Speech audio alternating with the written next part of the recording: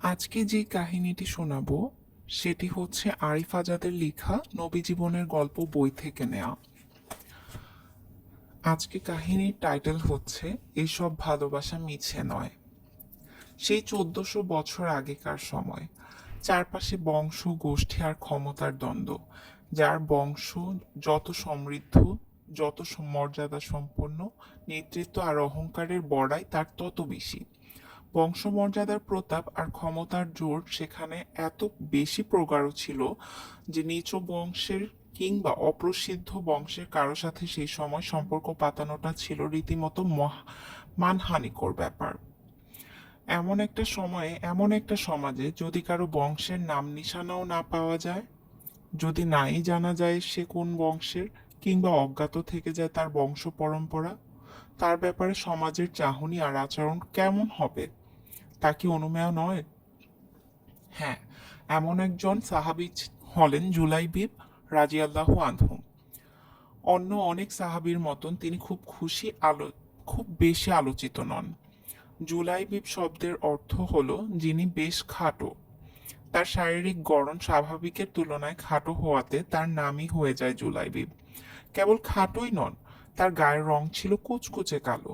একে তো বংশ পরম্পরা অজানা, তার উপর আবার খাটো আর কালচে গাত্রবর্ণ। সব মিলিয়ে ওই সমাজের সাধারণ লোকদের কাছে তিনি যে অবহেলিত আর উপেক্ষিত থাকবেন তা বলাই বাহুল্য। বিয়ের ব্যাপারে জুলাইবিব রাজিয়াল্লাহু আনহুকে কেউই পছন্দ করত না। বংশমর্যাদা নেই, কালচে গায়ের রং, কৃশকায় শরীর, এমন একজন লোকের সাথে ওই সমাজে কেউ মেয়ে বিয়ে দিবে কেন? তা কি কল্পনা করা যায়? কিন্তু জুলাইবিব রাদিয়াল্লাহু আনহুর যে বড্ড সংসার পাতানোর শখ। একটা ছোট্ট কুঁড়ে ঘর, একটা ছোট্ট সংসার, তাতে আলো করে আসবে এক ঝাঁক তারকা। সেই তারকাদের ঝিকিমিকি আলোয় সেই পাখিদের কিচিরমিচির কলরবে ভরে উঠবে উঠোন। এমন স্বপ্ন কে না দেখে দুনিয়ায়? জুলাইবিব রাদিয়াল্লাহু আনহু দেখেছিলেন। কিন্তু সমাজ যে বড্ড নিষ্ঠুর। এখানে হৃদয়ের পবিত্রতার চেয়ে বাহ্যিক সৌন্দর্য আর মনুষ্যত্বের চেয়ে বড় করে দেখা হয় বংশমর্যাদা। একদিন এক প্রশস্ত বিকেলে খুব মন খারাপ করে নবীজি সাল্লাল্লাহু আলাইহি ওয়াসাল্লামের কাছে এলেন জুলাইবিব রাদিয়াল্লাহু আনহু। এই একটা মানুষের কাছে এসেই তিনি শান্তি পান, দুদণ্ড সুখ দুঃখের কথা বলতে পারেন।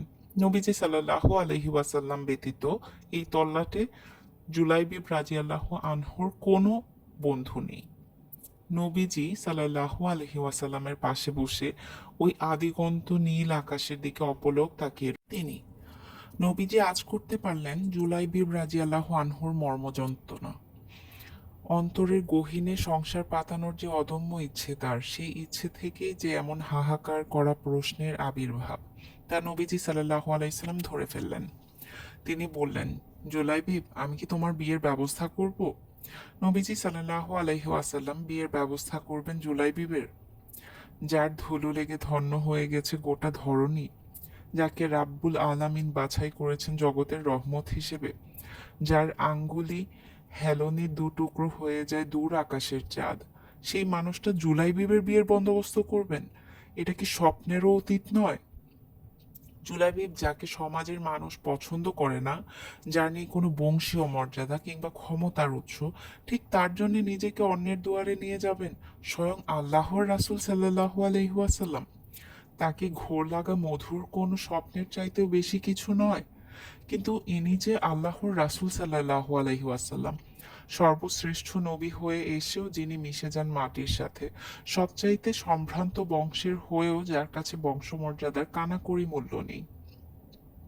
নবীজির কথা শুনে আনন্দে নেচে উঠল জুলাইবিব রাদিয়াল্লাহু আনহুর মন।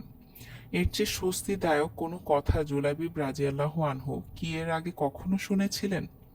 এর চেয়ে তৃপ্তিদায়ক কোনো আশার আলো কখনো কি তার সামনে প্রতিভাত হয়েছিল? নবীজি সাল্লাল্লাহু আলাইহি ওয়াসাল্লামের দিকে অপলক তাকিয়ে থাকলেন জুলাইবিব রাদিয়াল্লাহু আনহু, তার চোখে মুখে মুগ্ধতার অপার বিস্ময়। ঠিক ঠিক নবীজি সাল্লাল্লাহু আলাইহি ওয়াসাল্লাম জুলাইবিব রাদিয়াল্লাহু আনহুর বিয়ের তোড়জোড় আরম্ভ করলেন। এক আনসারী সাহাবীকে যে ডেকে জিজ্ঞেস করলেন, তুমি কি তোমার কন্যাকে বিয়ে দিতে চাও? জগতের সবচাইতে সেরা মানুষটা জানতে চাইছেন তার মেয়ের বিয়ের কথা। আনসারী সাহাবী তো আনন্দে আত্মহারা। তিনি ভাবলেন নবীজি সাল্লাল্লাহু আলাইহি সাল্লাম তার নিজের জন্যই প্রস্তাব রেখেছেন, আর এমন একটা প্রস্তাব ফিরিয়ে দেবে এত বড় দুর্ভাগা তিনি নন। আনন্দের অতিশয্যে উৎফুল্ল হয়ে আনসারী সাহাবী বললেন, সুবহান আল্লাহ, ইয়া রাসূলাল্লাহ, আপনার কাছে কন্যাকে বিয়ে দিতে পারবো, এর চাইতে মহা সৌভাগ্যের ব্যাপার আমার জন্য আর কি হতে পারে। নবীজি সাল্লাল্লাহু আলাইহি সাল্লাম বললেন, না, আমি আমার জন্য বলিনি। একটু থতমত খেলেন যেন আনসারী সাহাবী। বললেন, তাহলে ইয়া রাসূলুল্লাহ? নবীজি সাল্লাল্লাহু আলাইহি ওয়াসাল্লাম বললেন, জুলাইবিবের জন্য। জুলাইবিব, তাকে কে না চেনে? দেখতে অসুন্দর, কৃষকায় শরীর, বংশমর্যাদাহীন। এই মানুষটাকে চেনে না এমন মানুষ এই তল্লাটে দেখা মেলা ভার। তার কিছুই নেই, এই কিছু না থাকাটাই যেন সবার কাছে তাকে অধিক পরিচিত করে তুলেছে। সেই জুলাইবিবের জন্য নবীজি সাল্লাল্লাহু আলাইহি ওয়াসাল্লাম তার মেয়ের প্রস্তাব রাখলেন। কিন্তু ইনি যে স্বয়ং আল্লাহর রাসূল, তার মুখের উপর না বলে প্রত্যাখ্যান করবেন এমনটা তো চিন্তাও করা যায় না। আনসারী সাহাবী বললেন, ইয়া রাসূলাল্লাহ, আমি আমার স্ত্রীর সাথে একটু পরামর্শ করতে চাই, আপনি আমাকে দয়া করে একটু সময় দিন। স্ত্রীর কাছে এসে আনসারী সাহাবী বললেন, শুনছো, নবীজি সাল্লাল্লাহু আলাইহি ওয়াসাল্লাম আমাদের কন্যাকে বিয়ের জন্য চাইছেন। এই কথা শুনে আনসারী সাহাবীর স্ত্রীর চেহারা ঝলমলে করে উঠল। এ যেন মেঘ না চাইতেই অবিরাম ধরার বর্ষণ। খুশিতে যেন তার চোখ দিয়ে পানি এসে যায়। বললেন, সুবহান আল্লাহ, এটা তো ভারী আনন্দের সংবাদ। নবীজি সাল্লাল্লাহু আলাইহি ওয়াসাল্লাম আমাদের কন্যাকে বিয়ে করবেন, এ তো মহা খুশির ব্যাপার। আনসারী সাহাবী বললেন, না, নবীজি সাল্লাল্লাহু আলাইহি ওয়াসাল্লাম নিজের জন্য প্রস্তাব করেননি। তাহলে তিনি জুলাইবিবের জন্য চেয়েছেন আমাদের কন্যাকে। মুহূর্তে যেন আকাশ ভেঙে পড়ে কন্যার মায়ের মাথায়। এটা কিভাবে সম্ভব? জুলাইবিব, যার কোনো বংশ মর্যাদা নেই, যে দেখতে অসুন্দর, কৃষকায়, এমন লোকের কাছে কি করে নিজের কন্যাকে বিয়ে দেওয়া যায়? ভদ্রমহিলা তার অভিমত ব্যক্ত করে বললেন, নবীজিকে বলুন জুলাইবিবের কাছে আমরা আমাদের কন্যাকে বিয়ে দিতে পারবো না। স্ত্রীর অভিমত শুনে নবীজি সাল্লাল্লাহু আলাইহি সাল্লামের উদ্দেশ্যে ঘরের বাইরে পা বাড়লেন আনসারী সাহাবী। হঠাৎ ঘরের ভেতর থেকে একটি কোমল অথচ দৃঢ় কণ্ঠস্বর ভেসে এলো বাতাসে, আব্বা! থমকে দাঁড়ালেন আনসারী সাহাবী। এই ডাক তার চেনা, এই কণ্ঠ তার অতি পরিচিত। তার কন্যা, যার জন্য বিবাহের পয়গাম পাঠিয়েছেন নবীজি সাল্লাল্লাহু আলাইহি সাল্লাম, এই যে তারই গলা। তিনি জবাবে বললেন, বলো আমার কন্যা। মেয়েটি বিনীত গলায় বলল, আমার বিয়ের ব্যাপারে কি কথা হচ্ছিল? হ্যাঁ। কোথাকার প্রস্তাব? নবীজি সাল্লাল্লাহু আলাইহি সাল্লাম পাঠিয়েছেন, তিনি তোমাকে জুলাইবিবের জন্য প্রস্তাব করেছেন। বিস্ময়ের সাথে মেয়েটি বলে উঠল, সুবহানাল্লাহ, আপনাদের কি মত এতে? তোমার আম্মা রাজি হননি। জুলাইবিবের সাথে তোমার আম্মা তোমাকে বিয়ে দিতে কিছুতেই ইচ্ছুক নন। এই সংবাদ নবীজি সাল্লাল্লাহু আলাইহি ওয়াসাল্লামকে দেওয়ার জন্যই আমি তার কাছে যাচ্ছি। মেয়েটি বলল, আব্বা, কার প্রস্তাব আপনারা ফিরিয়ে দিতে যাচ্ছেন সে ব্যাপারে আপনাদের কোনো ধারণা আছে? আল্লাহর রাসূলের পাঠানো প্রস্তাবকে আপনারা অপছন্দ করছেন কিভাবে? আপনারা কি কোরআনের এই আয়াত শোনেননি যেখানে বলা হয়েছে, আল্লাহ ও তার রাসূল কোনো বিষয়ের ফয়সালা দিলে কোনো মুমিন পুরুষ কিংবা মুমিন নারীর জন্য সে বিষয়ে তাদের কোনো ভিন্ন সিদ্ধান্তের ইখতিয়ার সঙ্গত নয়। আর যে আল্লাহ ও তার রাসূলের অবাধ্য হয় সে স্পষ্টই পথভ্রষ্ট হয়। আব্বা, নবীজি পাঠানোর প্রস্তাবের ব্যাপারে আমার কোনোই দ্বিমত নেই। তিনি নিশ্চয় আমার জন্য অকল্যাণকর কোনো কিছুই চাইবেন না। আমি সন্তুষ্ট চিত্তে এই প্রস্তাবে রাজি আছি। আপনি দয়া করে আমাকে নবীজি সাল্লাল্লাহু আলাইহি ওয়াসাল্লামের কাছে নিয়ে চলুন এবং তাকে বলুন তিনি যেন আমার বিয়ের ব্যবস্থা করেন। এই মহিয়সী নারী, যার সাহস, সততা আর সত্যিকার আল্লাহর ভীতির কাছে সেদিন পরাজিত হয়েছিল বংশমর্যাদার গৌরব, যার দৃঢ়তার কাছে ভেঙে পড়েছিল বাহ্যিক সৌন্দর্যের দেয়াল, দুরন্ত সাহসের সেই রমণীর সাথেই নবীজি সাল্লাল্লাহু আলাইহি ওয়াসাল্লাম জুলাইবিবির বিয়ে দেন। একটা সংসার পাতানোর জন্য যে অদম্য অথচ অসম্ভব স্বপ্ন বুকে লালন করেছিলেন জুলাইবিব রাদিয়াল্লাহু আনহু, সেই স্বপ্নটাকে পূর্ণমাত্রা দিতে সর্বাগ্রে এগিয়ে এসেছিলেন নবীজি সাল্লাল্লাহু আলাইহি ওয়াসাল্লাম। জাতপাত নেই বলে যাকে ব্রাত্য করে রাখা হয়েছিল পুরো সমাজ, তার সাথে আল্লাহর রাসূল সাল্লাল্লাহু আলাইহি সাল্লামের কি অটুট দোস্তি! দেখতে অসুন্দর আর কৃষকায় বলে সকলের কাছে যে লোকটা উপেক্ষিত, তার সাথে নবীজির কি সুন্দর মাখামাখি! এই না হলে তিনি রাহমাতুল্লিল আলামিন। মাটি আর মানুষের সাথে একাকার হয়ে যাওয়ার এই যে অনন্য ক্ষমতা, এটাই কি সবার চেয়ে তাকে আলাদা করে মেলে ধরেনি? বিয়ে হলো, সংসার হলো, এরপর একদিন ডাক এলো জিহাদের।